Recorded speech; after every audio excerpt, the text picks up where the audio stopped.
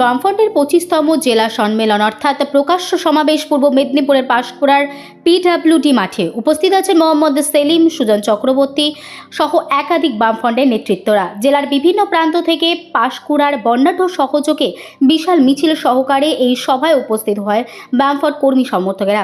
মিছিলে পা মেলান সুজন চক্রবর্তী এবং মোহাম্মদ সেলিম সহ বামফ্রন্টের নেতৃত্বরা। তারপরে শুরু হয় প্রকাশ্য জনসমাবেশ।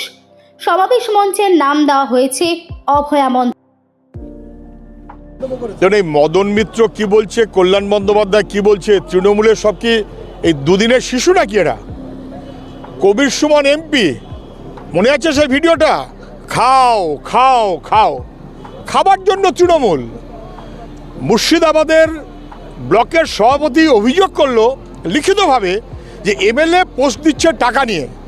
আবার কোথায় একটা এমএলএ অভিযোগ করলো পঞ্চায়েতের যারা মাতব্বর তারা টাকা নিয়ে পোস্ট দিচ্ছে। কিন্তু টাকার বিনিময়ে পোস্ট। কলকাতা কর্পোরেশনের কাউন্সিলর 1 কোটি 1.5 কোটি টাকা, মিউনিসিপ্যালিটির কাউন্সিলর ভোটে দাঁড়াতে হবে কয়েক লক্ষ টাকা। পঞ্চায়েতের টাকা ছাড়া তৃণমূলে কিছু নেই। বেআইনি সম্পদ লাফিয়ে লাফিয়ে বাড়ছে।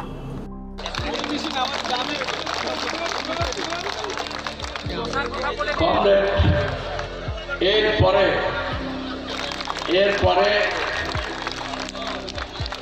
আমাদের অপরাধ সমিতির পক্ষ থেকে দেবলীনা হেমব্রম কেন্দ্রীয় কমিটির সদস্য জানাবেন মনোজ মন্ডল।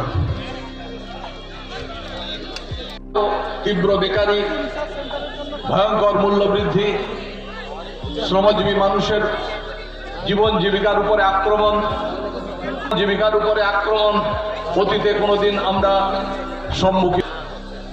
30শে জানুয়ারি আজ থেকে 77 বছর আগে 1948 সালে খুন করেছিল, হত্যা করেছিল।